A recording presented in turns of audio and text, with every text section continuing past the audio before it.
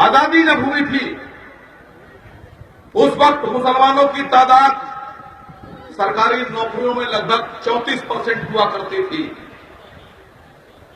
और हमारी बात करने वाले लोग, हमारी तरक्की की बात करने वाले लोग, हमारे हक की बात करने वाले लोगों ने 70 साल में वोट लेने के बाद हमें यहां पहुंचा दिया कि हम 34% से घटकर आज 0.1% पर आ गए।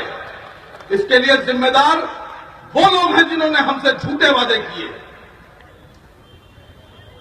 असदुद्दीन ओवैसी साहब ने कसम खाई है कि हिंदुस्तान में हर मजलूम की आवाज अगर कोई बनेगा तो वो मजलिस बनेगी। गरीबों की आवाज अगर कोई बनेगा तो वो मजलिस आवाज बनकर गरीबों की उठेगी और चाहे कोई विधानसभा हो, चाहे कोई लोकसभा हो, वहां आपकी आवाज को पूरी ताकत से उठाया जाएगा और आपके हक की लड़ाई लड़ी जाएगी। बात यहां पर जब मैं बैठा आकर तो एक डॉक्टर साहब की चली। 2012 के चुनाव में उन डॉक्टर साहब ने आप लोगों से यह वादा किया होगा कि वो आपकी आवाज बनकर विधानसभा में बोलेंगे। मैं आपसे पूछना चाहता हूं कि इस पूरे 5 साल में कितने लोग ये कह सकते हैं दावे के साथ कि डॉक्टर अय्यूब साहब आपकी आवाज बनकर विधानसभा में बोले?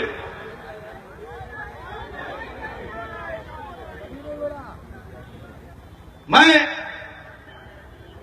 सिर्फ इतना कहना चाहता हूं कि जब मुजफ्फरनगर में दंगा हुआ तो मेदावल हो या खलीलाबाद हो, वोट तो आपसे आपकी आवाज और आपके हक के लिए लिया गया था। मैं ये कहना चाहता हूं कि जब मुजफ्फरनगर में दंगा हुआ, गरीबों का कत्लेआम हुआ, मुसलमान सड़कों पर आया, तो क्या डॉक्टर साहब मुजफ्फरनगर गए? डॉक्टर साहब ने मुजफ्फरनगर के दंगा पीड़ितों के लिए विधानसभा में आवाज उठाई? जब दादरी में अखलाक को घर से निकालकर पत्थरों से कुचल कुचल के मारा गया तो आपका दिल तो रोया होगा और आपने ये सोचा होगा कि डॉक्टर अय्यूब विधानसभा में उस अखलाक की बात करेंगे, उसके हक की बात करेंगे, उसके लिए आवाज उठाएंगे। क्या आप में से कोई कह सकता है कि डॉक्टर अय्यूब ने विधानसभा में अखलाक की बात की? किसने की? हैदराबाद से चलकर आया शेर मुजफ्फरनगर गया और मुजफ्फरनगर में मुसलमानों की बात पूरी ताकत के साथ उठाई। प्रशासन ने कहा कि हम आपको नहीं आने देंगे, आप आएंगे तो इश्तिहार फैल जाएगा, दंगा भड़कने का डर है। जनाब, दंगा भड़कने का डर नहीं था, दंगा तो हो चुका था। दहशत इस बात की थी कि अगर ओवैसी साहब मुजफ्फरनगर और दादरी चले जाएंगे तो मुआवजा देना पड़ेगा बहाकर।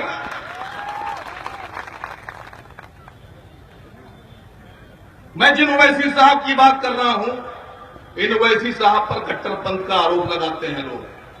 आप लोगों से भी कहते होंगे कि ओवैसी साहब कट्टरपंथी हैं।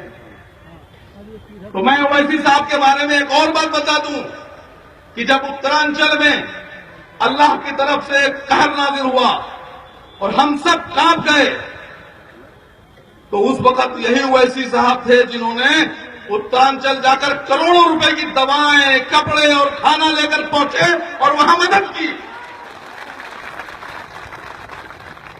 लोग ये कहते हैं कि मजलिस इत्तेहादुल मुस्लिमीन कट्टरवाद फैलाती है और असद ओवैसी साहब कट्टर भाषा का इस्तेमाल करते हैं, कट्टर बयान देते हैं, कट्टर बात करते हैं। तो मैंने उनसे कहा कि जनाब असद ओवैसी साहब ने जब से अपनी जिंदगी का पहला भाषण दिया, उस भाषण से लेकर और आज तक एक भाषण ऐसा लाके दो जिसमें असद ओवैसी साहब ने यह कहा हो कि मुसलमानों को छोड़कर बाकी जो गैर मुसलमान हैं, हिंदू, सरदार, ईसाई, जैन, बौद्ध, इनको नेपाल भेज दिया जाएगा या भूटान भेज दिया जाएगा या बर्मा भेज दिया जाएगा। तो मुझसे कहा लोगों ने, नहीं, ऐसा उन्होंने नहीं कहा। तो मैंने किसने कहा?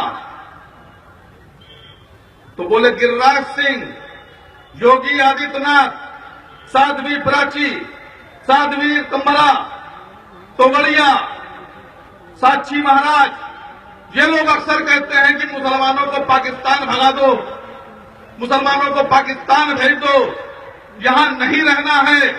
तो ये बात दिमाग में डाल लीजिए कि अगर कोई हमको इस तरह की भाषा का इस्तेमाल करेगा तो हम चुप नहीं बैठेंगे। हम गांधी को मानते जरूर हैं, लेकिन हम फॉलो करते हैं शौकतुल्लाह खां और भगत सिंह को। हमें एक थप्पड़ मारोगे, हम 5 थप्पड़ मारकर जवाब देंगे। मतलब एक शेर के साथ कहना चाहता हूं कि कर्म करोगे, कर्म करेंगे, सितम करोगे, सितम करेंगे। हम आदमी हैं बिल्कुल तुम्हारे जैसे, जो तुम करोगे वो हम करेंगे।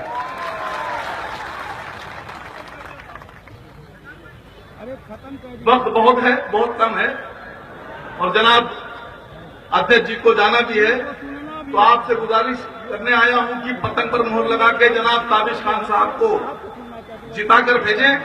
मैं दावे के साथ कहता हूं कि सरकार आपके बिना नहीं बनेगी, नहीं बनेगी, नहीं बनेगी। ताबिश साहब को जिताइए, विधायक बनाइए और सरकार में हिस्सेदारी दीजिए।